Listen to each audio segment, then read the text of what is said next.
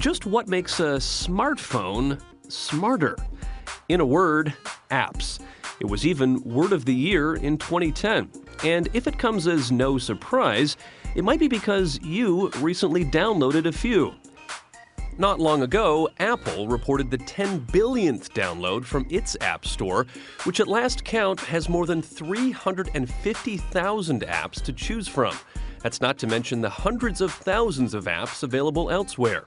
And they're not just for phones. Apps now run on tablets, even in cars. Apps are even driving how tech companies design their devices, using GPS, cameras, and touchscreens. A recent study found that apps are second only to email and texting in terms of what we use phones for. In third place, talking. It seems as though apps are essentially turning our devices into mini computers.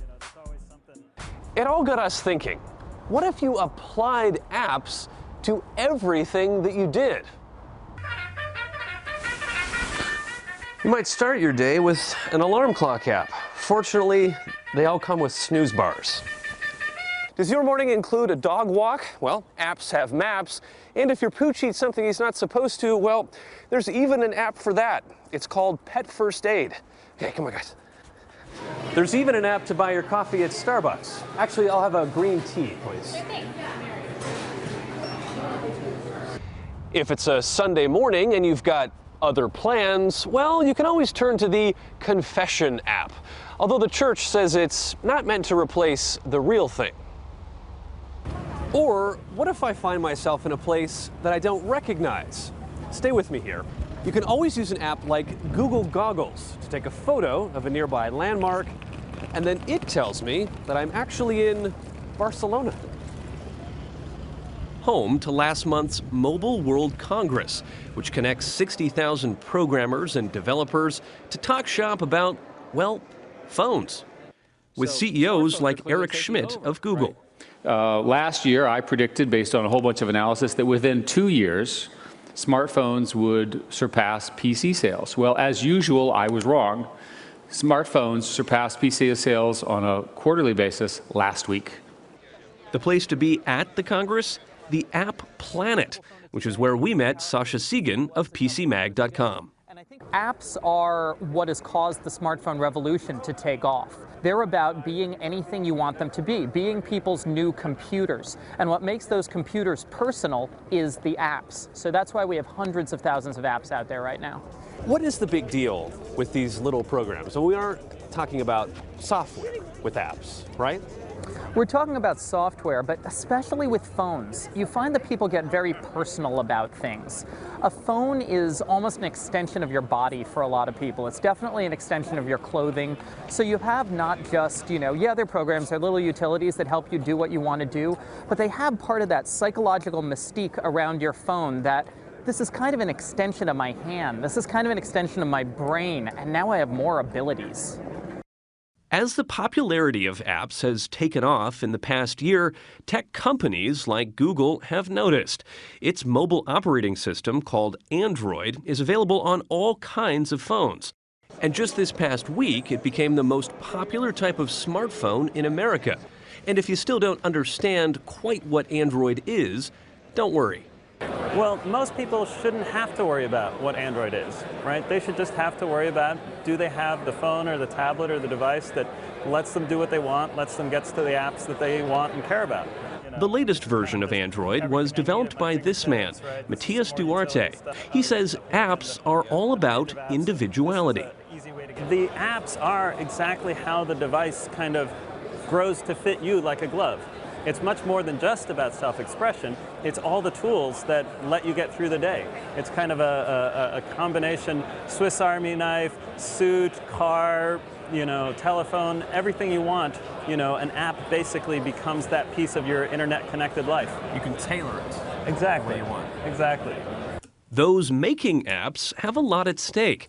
It's estimated the global app market will exceed $38 billion by 2015. Clearly not kid stuff. Or is it? Does it seem like app programmers are becoming like the new rock stars? I think you definitely have the potential to become a rock star, to become famous if you make an application, because everyone knows about them, everyone's heard of them, everyone's used them. So to see someone like create one, it's definitely like a really cool thing. Cameron Cohen is now the ripe old age of 12.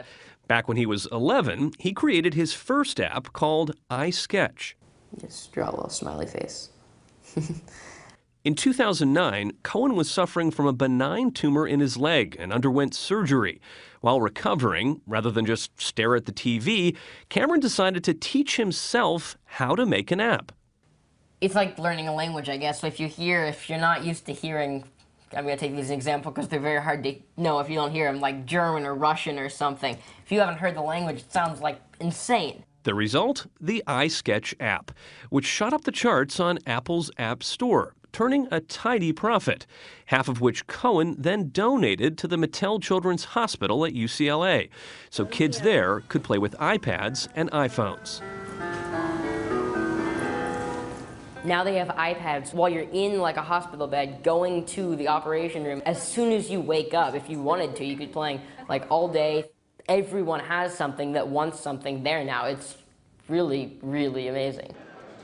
And it seems games appeal to kids of all ages, especially a certain game that pits birds against pigs. Angry Birds is made by the Finnish company Rovio. It's been the #1 app in 69 countries, including the United States.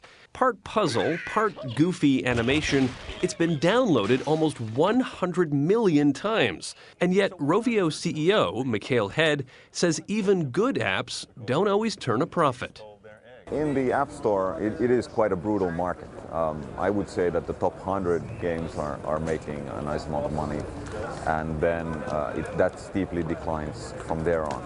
Head says the company struggled with more than 50 apps before hitting the big time with Angry Birds. Yeah, but you never know what happens in games. So that's the beauty of games, though. Is that anything is possible there. And one part to game making, which is the science of it and how to actually make it work, and the other part is the art of what works for people. While popular apps make the news, there's even an app that is the news. Rupert Murdoch's News Corporation released The Daily this year, with contributions from journalists all over the world, including myself. I think that a lot of the media has spent enormous amounts of time trying to save their old brands rather than trying to look to the future of what these machines can do. It's the first major news publication that's available only as an app. Jesse Angelo is The Daily's editor-in-chief. When we first started, we thought to ourselves, are we making a daily newspaper? Are we making a daily website? And then once we started designing it and showing it to people, everyone said, wow, that magazine looks amazing. And then we said, well, but look, what about all the video? Maybe this is a daily television show. And eventually we just said, we're The Daily. So wait a minute. If the app revolution starts to overwhelm you, just remember that there's even an app that will help you log out once in a while. Of course there is. Yes, indeed. There does seem to be an app for just about everything, and that includes us. Just arrived at the iTunes App Store is a new way to listen for our Sunday morning trumpet.